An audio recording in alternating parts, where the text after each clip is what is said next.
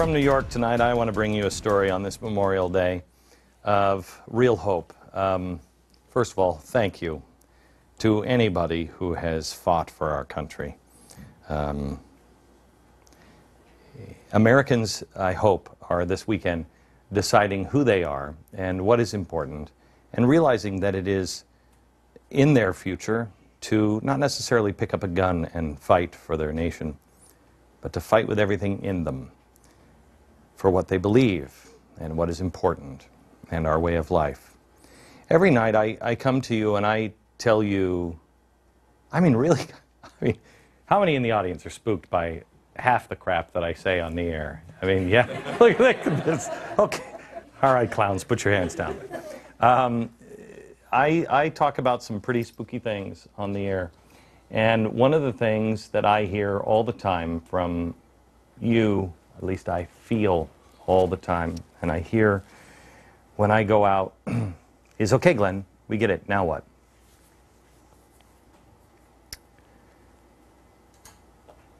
Now what comes when your life is in order enough to be able to withstand what's coming? What I've tried to do on this program is not only inform you what's coming, but also try to do something that I don't think has ever been done on commercial television before, at least not successfully, and that is talk to you about ways to find hope. Your life, like it or not, my life, all of our lives, they're about to dramatically change. But that doesn't mean that it is a bad thing. Life is what we make of it. My father used to say, and I think everybody's father used to say this, it's not whether you win or lose, it's how you play the game. So how is it that you play the game? How is it you get through a game, inning after inning, where it feels like you are getting hit in the face? I think it boils down to who you are before the event happens. What seeds do you have inside? When I first told you the story on this program of a couple that I'm going to introduce you to, it was, I think it was last week, and I told you this story, and it was on a day that there were two stories in the news. One that a friend of mine had seen on ABC's 2020 about a family who had gone through a real tragedy, and the woman was burned to the point to where her children didn't recognize her. And the other story was about a woman in Iran that had acid thrown on her. And she was horribly disfigured. And she was in the news because she was angry that the government wouldn't let her, as she felt was due, burn him back. One was filled with anger and darkness and rage, and the other had found hope and faith and God and beauty and love. Stephanie and Christian Nielsen. Stephanie is 29 years old. This is somebody who has gone through the worst fire of life and survived. Literally, we all have fires in our life. This one was literal. I contend this couple and this family is not just surviving, but they are thriving. They will tell you the story, but I want you to know it's not the crash or the burns that this program wants to concentrate on.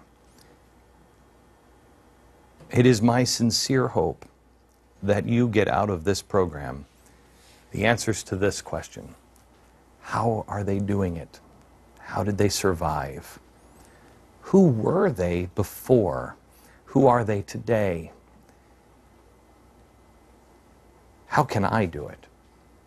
Stephanie Nielsen, plane crash survivor and the author of the blog The Nini Dialogues, which is read by millions of people. I cannot tell you how many friends of mine have said, "Oh my gosh, you have Stephanie on." It's a big deal. Joined by her husband, Christian Nielsen, who also survived the plane crash, and their 4 children. Claire is here. She is 9. Jane is 8. Ollie is 6. And Nicholas is 4.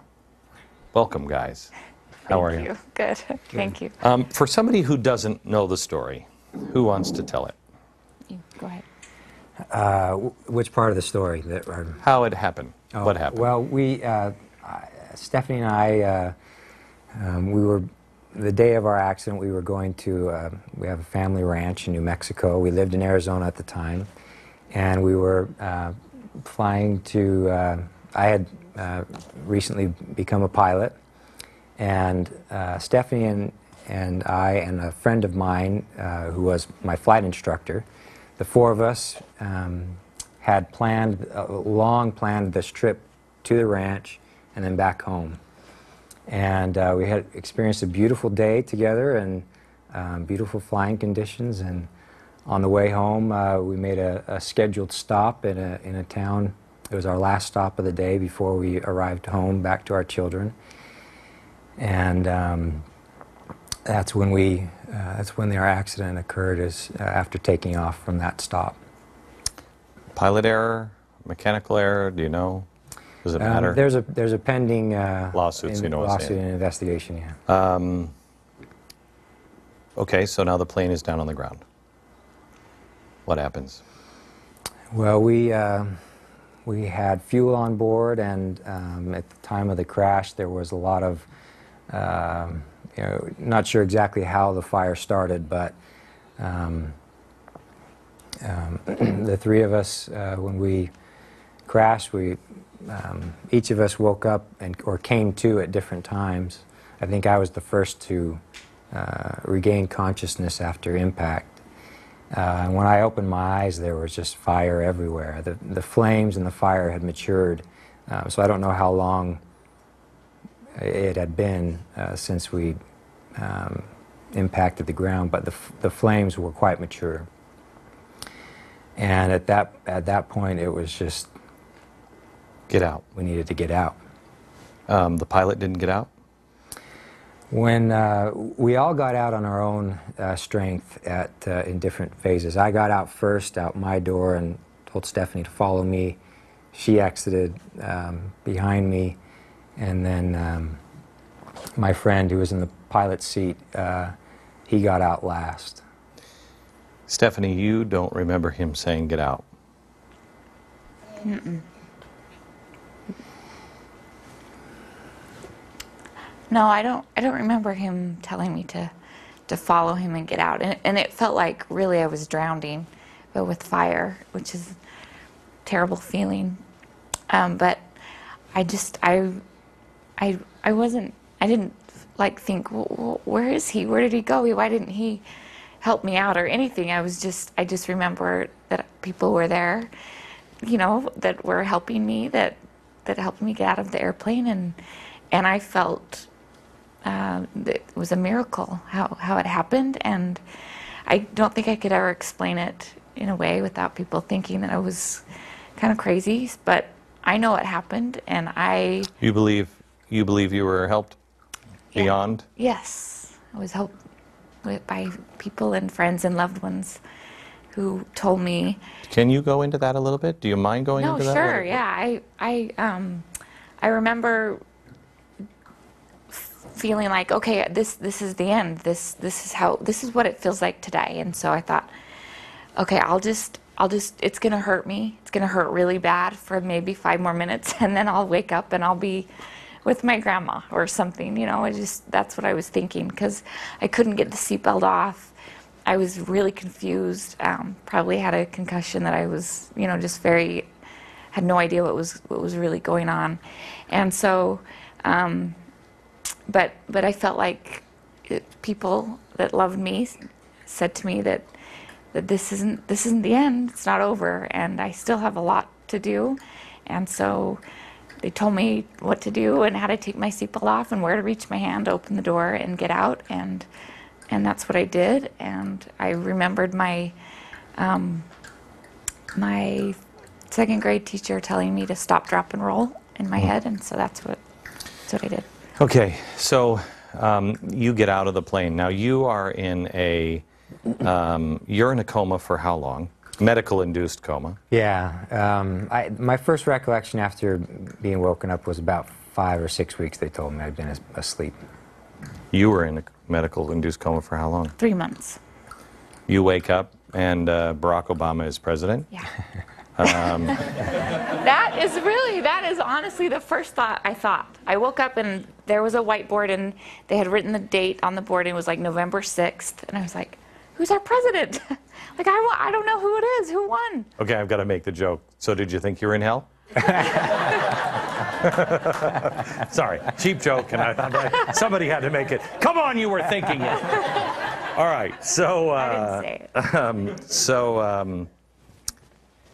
All this time passes, Yeah. and now your children hadn't seen you.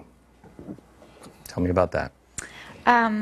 They were two and a half years younger than they are now, and so Nicholas, the little one, was just about 18 months, and so they hadn't seen me. And my family both of our families just sort of came and just picked him up and took over. My sisters took care of the 3 oldest, and my other sister, who didn't have children, took the baby, and they lived as if their parents might not make it. They lived for 3 months thinking maybe their mommy would never come back. And so, but they're miraculous. They're amazing the way that they just thrive. They're okay. They're good kids. But so yeah, no, and I hadn't seen them, and I knew something was wrong, and I knew something was wrong with me, and I didn't want them to know. I didn't want them to see me. So they actually looked through a sheet for a while. So yeah, for a while, my room had a sheet that kind of went. It was a privacy curtain. Yeah, a privacy curtain, and we talked through that. What was your thought when you first saw your wife? You know, I was in a real low spot emotionally and physically when I woke up, and the first time I saw Stephanie, she was far worse than I had even imagined. I mean, she was comatose, bandaged from head to toe, just in a pile of medical equipment and bandages, and it could have been anyone under all of that stuff.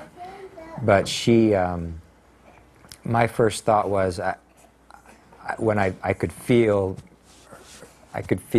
her in that room when I went to see her, and we made a spiritual connection, and I felt like I was just relieved that she was alive and that I had seen her with my own eyes, and that she and I had every faith that she was going to recover.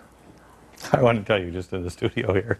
I'm so sorry. Oh, you should be. I knew you were thinking that. I can't concentrate. No, I have children too. And the children are like, oh, they're boys. Yeah, maybe we need to go out, the boys. And I'm sitting here and I'm listening, and I know, I just see you looking over to him, and I'm thinking, as a parent right now, I'm thinking, I'm going to kill you when I know. My hands are a little sweaty. Don't be. Yeah, I tell you what, we'll take a break. We're going to let the kids go to the playroom. That's a great so idea. you guys can concentrate. We all have kids. Back in just a second. Good people, thank you.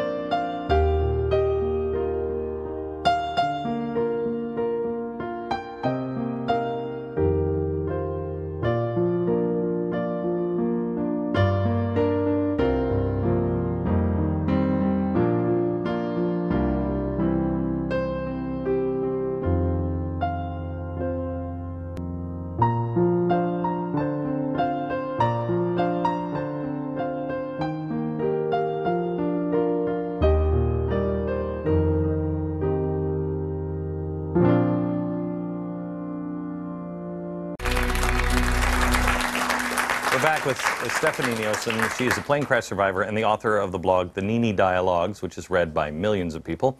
joined by her husband now, Christian Nielsen, who also survived the plane crash. We were talking about you seeing your wife for the first time in the hospital. And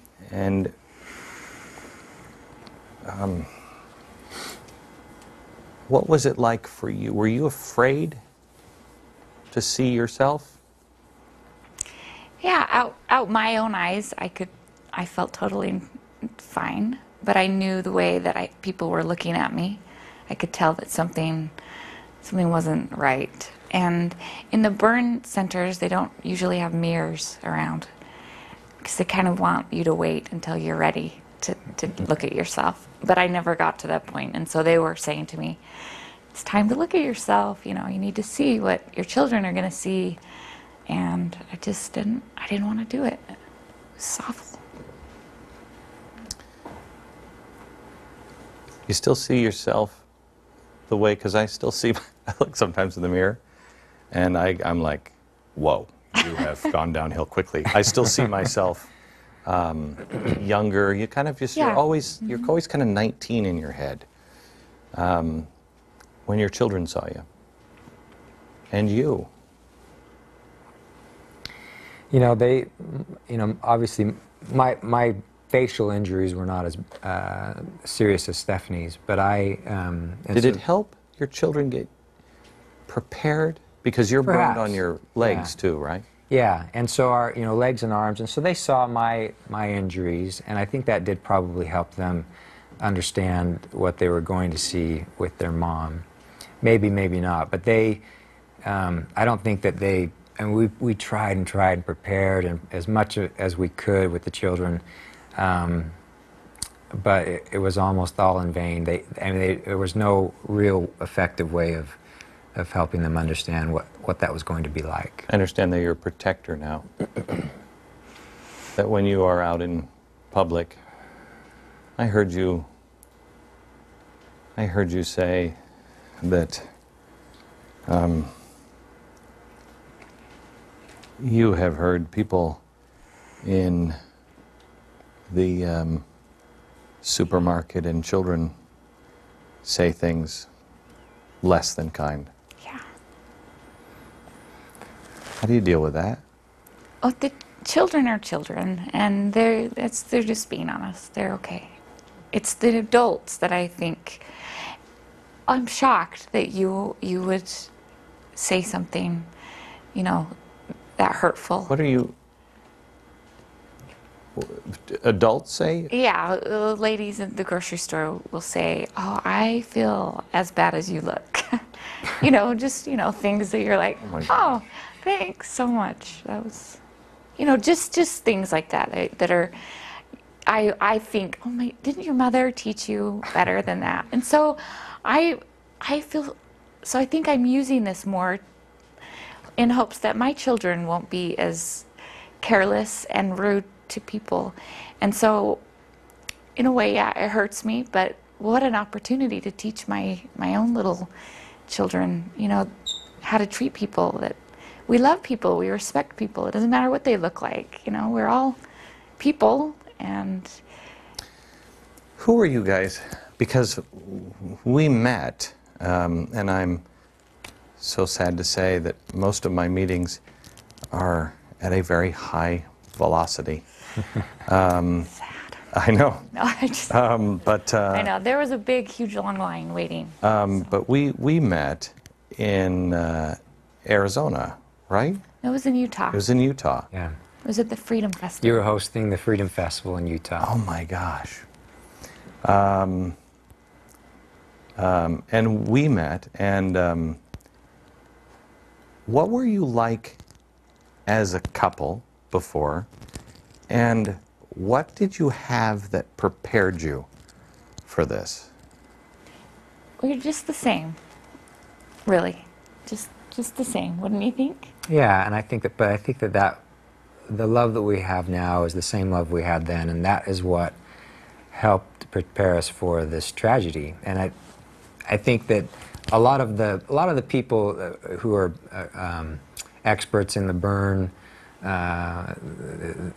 world and the healing arts, the doctors and the physicians and the nurses, a lot of them had some experience that, you know, a lot of times marriages don't work out after. A lot of times, I would imagine, most times. Most of the time. Yeah.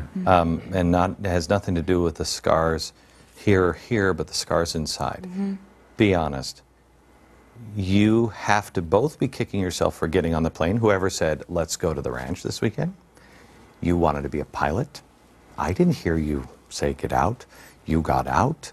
Whatever the deception or the lie is that is running through your head had to have played out. Had to have. Well, I mean, there were. Sure, I felt guilty for getting in the airplane because why did I do that? Because My of the children, you know, my children they're going to be motherless or they're going to have a mother So who's in crazy. pain and with everything, the stress of life, come on. Come on, really? No, There's no time that you guys have, and I'm not saying I'm saying you're being human. You never at some point said, either to each other or to God, why? None of it? You know, it's an interesting thing. I think what you're getting at is, you know, condemning the situation and you know, and Or we felt even like your we were- own guilt Yeah. Well, inside it's easy to- for something that you didn't have. There's no guilt there. We decided early on that we wanted to be burn survivors, not burn victims. And it's you know, it's a little bit, it's semantics, but it's meaningful in how we deal with our problems. And we wanted to be, we often corrected people about you know, calling us victims of our injuries, but we survived our injuries. We're alive today. We are with our family. We still May I love tell you each something? other. I don't think you are survivors, because I often talk about surviving something, you know, what's coming or whatever I'm spooking the audience with and being made fun of by Jon Stewart. I always say, you're not going to survive. You're going to thrive. I think you guys are burn thrivers. I think you That's have. a good way to put it. I think you have taken and done much more than survive. I am now to the point, and I think maybe I'm to this point now that I've forgotten all of whatever the madness and guilt that I've had, but I am grateful. So it's for like it. childbirth, because I think, Yes, yeah, that's a good because point. I think You- God does some sort of wicked magic on, I because know. women are like screaming, "I want to kill you," Yeah, and then the baby comes out, they're like, "We got to have another." Let's do it again. It's totally Sounds so true. familiar. It's totally true. We're the ones on earth that are here going, "Don't you remember?" I know. Yeah, but It's a good thing, though. Otherwise, we'd only have one child instead of know. another three. But I'm grateful for it now. I can honestly tell you, and my kids ask me all the time, well, don't you want to just go back just to how it was before? And I don't. I really don't. I have been blessed beyond comprehension that anyone could ever have everything in the whole world and they wouldn't have what I have. Even though I deal with pain regularly, I am just so, you know, honored to have this, to be given this opportunity, and I see it that way. How do you see it? I That's see it. an amazing thing your wife has just said. I see it the same way. I remember thinking there was a point where all you can do is live in the moment and just talk about how bad this sucks and how our life has changed and everything about our life has changed. But it was soon after when Stephanie woke up and we started talking about it and processing our feelings together. We got to the point where it was hard to wish it away because of the way our family had grown, the way that our family had rallied around us as we healed, the influence of the blog and people all over the world who are, a lot of them are strangers, total strangers to us who live in other countries but read her blog. We were on the receiving end of their prayers and faith in our behalf. And that experience alone, to me, Yeah, that's seems pretty, worth it all. That's It was pretty. a remarkable experience. It's an actual tangible feeling. Stephanie and I both made the same observation when we came to after being woken from the coma. that we could actually feel people's prayers. And it No, was, you that's remember when amazing. George Bush used to say that after September 11th? Yeah. He used to say, I can feel your prayers. I can tell you that's true. I can feel them too. It's amazing, isn't it? It's really amazing how you can feel it. And you know when he's attending. I don't know if he's ever, sometimes he's done it now twice to me here recently where after 8/28, after I did the Restoring Honor event, he kind of let me go for like a vacation or something. I don't know what it was. And I was just thinking about this today. I missed him a great deal. You know, you can develop such a nice relationship, and you're used to having that, and you're used to feeling the prayers of others that just help you so much. It's an amazing feeling. I want to talk a little bit about the role God played in your life, and then any tips on, how to survive. I kind of feel guilty about like whining about anything at this point. And the audience has questions too, and we'll do that next. Okay.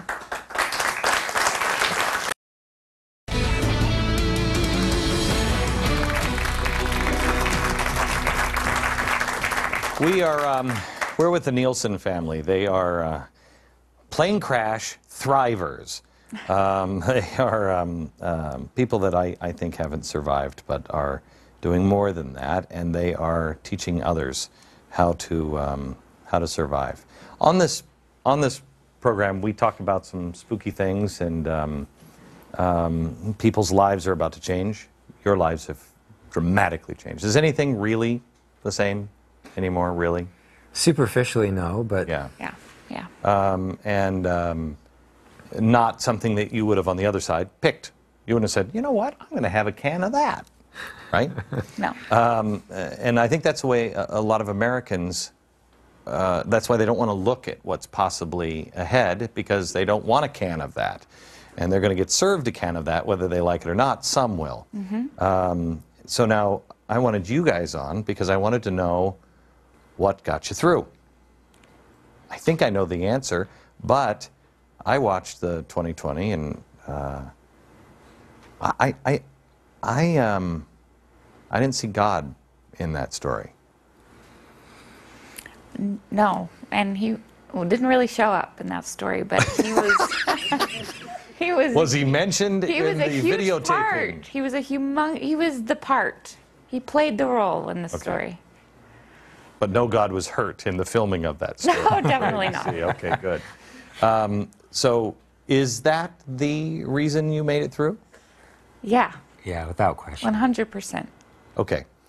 Members of your faith, strong members of your faith, we are both members. The three of us are the same members of the same faith. Were you strong members before? Yeah. Yes. Did any of this challenge your faith at any point? No. Not even a little bit. And what role did it play? It was central to everything that we did. For the first 5 weeks of the accident, meaning before I woke up, it was just Stephanie's parents, my parents, and our siblings, and close friends and people who were reading the blog. But the people that came to the hospital and visited us and interacted with the doctors and the bleak reports they were giving about how things were, our outlook. Our family had great faith in God, a supreme being who was overseeing this healing, and they expected a great miracle, and they got it. And they had been exercising great faith and great prayer in our behalf for weeks. And when I woke up, I realized at what point they were at spiritually, and it gave me a lot of hope, and realized that they were in a good place spiritually and how they were looking at our accident. And I got on board with that, and I wanted the same miracle. I wanted Stephanie to come out and make it through, and to have our life and health restored. And the doctors always said, they said, as far as Stephanie, they said, if she makes it, she probably will never walk again. If she makes it, she won't have a nose or fingers or toes or legs. If she makes it, and it was always predicated on if she makes it. But we had great hope in a miracle, and she's a bona fide miracle that we see today. What was the God part that you wanted people to hear? We all have problems. We all do. Every single one of us. Not one of us can go through this mortal life without trials. And it was when I woke up from my coma that I realized I was one of those people that actually needed to rely on God to help me get through this. I've had, minor little problems where you say your prayers and then you get answers, but this was something much bigger than just a simple little prayer can fix this. This was relying on and giving everything up to Him, leaving everything up to Him. And it was hard to do that, but once I did that, I remember just being alone in my hospital room and just praying out loud, just over and over again, making deals like, if I can live, I will share the gospel with every single person that I know. And I'm trying to live up to that because I believe that was part of the deal. And I'm doing it. I'm trying to do it. And so he was everything. He was the one that would be with me at nighttime when it was so awful and scary and I missed my children and my family, and he was there with me, and he never left my side, never, not once. And so to tell my story would be wrong if he wasn't a part of it, because he is the story. He's the one that made it triumphant and glorious, and so I felt a little bit saddened that he wasn't mentioned in the 2020 piece, because that is the story. Have you read the book, The Survivors Club? No. Survivors Club is a book written by now the guy who I think heads ABC News. Does he not, Joe? Isn't he? Yeah, he heads ABC News. He's a friend of mine. He's a good man. And he wanted to find out, as a journalist, what all these survivors have in common. People, plane crashes, mountain climbing, boat wreck, whatever happened to them. How did they survive? Number one thing they had in common: God. God, of course. God. That's what gets them through. Back in just a second. We have two amazing people. We have plane crash survivors, Stephanie Nielsen and her husband, Christian, and I think I want to start with, is it Tina? Tina. Hi, Tina. Go ahead. Hi. Thank you, Glenn. Hi, Stephanie. My question was regarding your relationship with your dad. When I read about your story, I was so moved by his courage to tell you that you're a mother, that's what you've always wanted to be, and to just do it. Has you always had that connection with your father? Yes, I That's have. And awesome. I'm actually the 8th of 9 in my family. So my dad, he's got a special connection with all of us, but I'm his namesake, and so I feel like we sort of have maybe something there that not everyone has. But I remember, after the accident, everyone was really nice to me. They were really sympathetic and really kind, and you do whatever you want to do, and you can, whatever you want, we'll give it to you.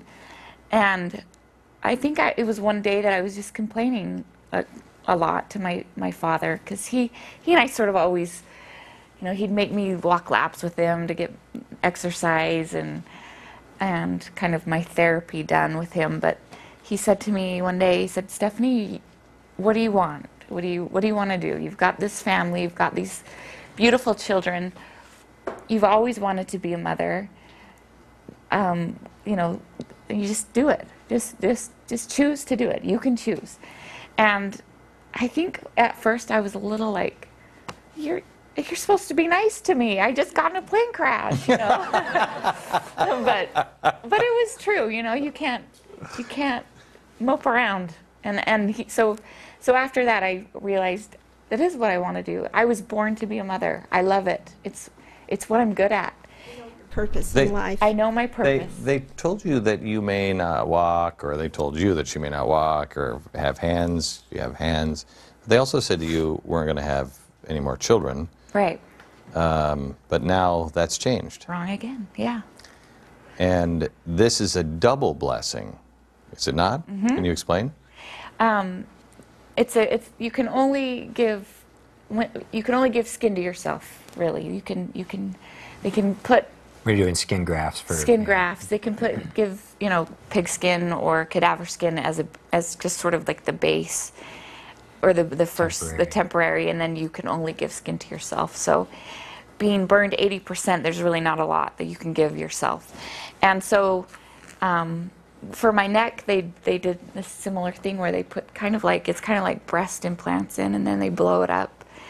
And each week I'd go in for another treatment, and my back would get bigger and bigger and bigger. And then they took that big skin and made a neck out of it. And so they actually want me to get pregnant so that they can use that skin for other parts of my body, which is really exciting because That's I want a baby more than anything, and I need, What an some amazing. more. Yeah, I know.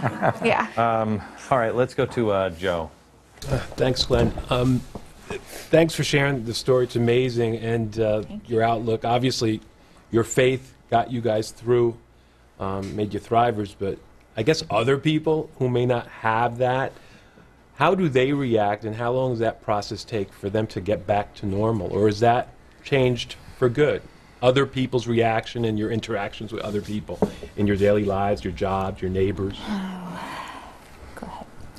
Well, I guess you're talking about people who don't have that faith. No, they're talking about, I think, Joe, if you're talking about the people around you, have you had friends and family that have been shook by this, and you can't get them, Yeah, because it changes you, that you're going through it. They don't know how you're going through it. They're looking for I lost every friend I had when I went at my alcoholism, and lost everything. I can count the friends that I have now that I had then on one hand.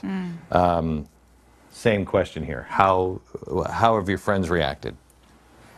Our friends, Stephanie and I have talked about this, we have the best friends. Yeah. We don't have a lot of friends, but the ones we have are good, stellar friends. Come on, stop. Throw somebody under the bus. I really mean that. Well, we really only have like 2 friends, so it's not a big deal.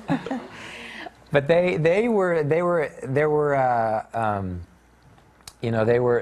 instrumental in our healing as well, and two of our friends, they were the godparents of our children. And in the interim, while our family was trying to figure out what to do with our situation with our children, our house and stuff, they stepped in and played the role as godparents and took the kids for overnight or a couple of days while Stephanie's family and my family worked out some things. So we have good friends in that regard. But plus, our friends, the few friends we have, we share the bond of our faith as well. We share a common belief in God, and having that foundation as part of our mutual friendship made enduring and thriving in our accident possible. With that faith, is there anything that you believe that you cannot conquer? I don't think there is anything. No, I think that with God, all things are You're possible. possible, of course. Back in just a second.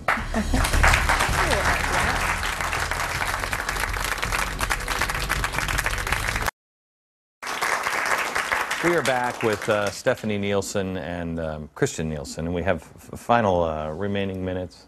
And I'm sorry, I can't remember your name again. You're from Portland, Oregon. What is your name again? Daphne, Daphne, yes. Your question? how did you change from a negative mindset to a positive one? It didn't happen really fast. It took me a while. But being positive to me means looking at what I have already that's wonderful. And I still had wonderful things. I still had 4 beautiful children and a handsome husband. And I still had my faith and my relationships. And so I just remember thinking about those things, and pretty soon they outnumbered all of the awful things that I was going through. And so it would just spin around, and I could do that all day long. And I wanted to do that all day long because I was pretty bummed a lot. But I just never let go of the feeling that God's never left me, and my children will never leave me, and my husband loves me regardless of what I look like. And then all of a sudden, it just seemed good. It seemed okay. You two are amazing. You really are. Oh, Thanks. thank you. A minute each, the last 2 minutes. Probably 2.5 million people are watching.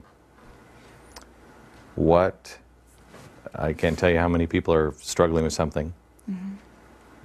Give them a message. What is the most important thing that you could say to somebody? I would say that, everybody has challenges in life, and everybody suffers at one point or another. And a lot of people lace up their boots and put on a happy face, knowing that things are just as bad as the day before and the day before that. And for some people, they may not feel like there's much hope in their life. But that's not true. There is hope, no matter how low you get and how bad you think your life is. If you have hope in your future and trust that God is more powerful than you are, then things will turn out. And I believe that the level of trust that you put in Him somehow equates to the outcome of how much hope you will have. Stephanie?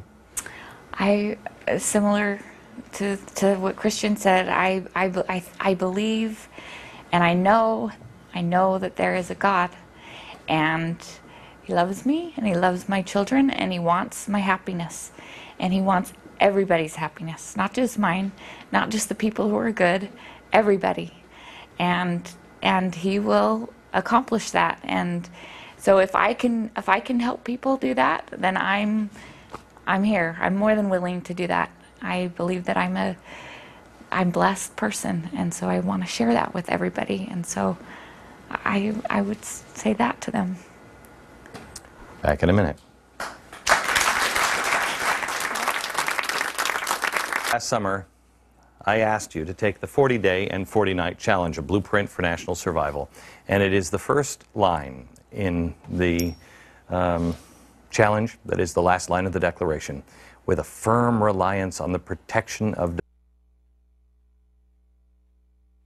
4-star in the military.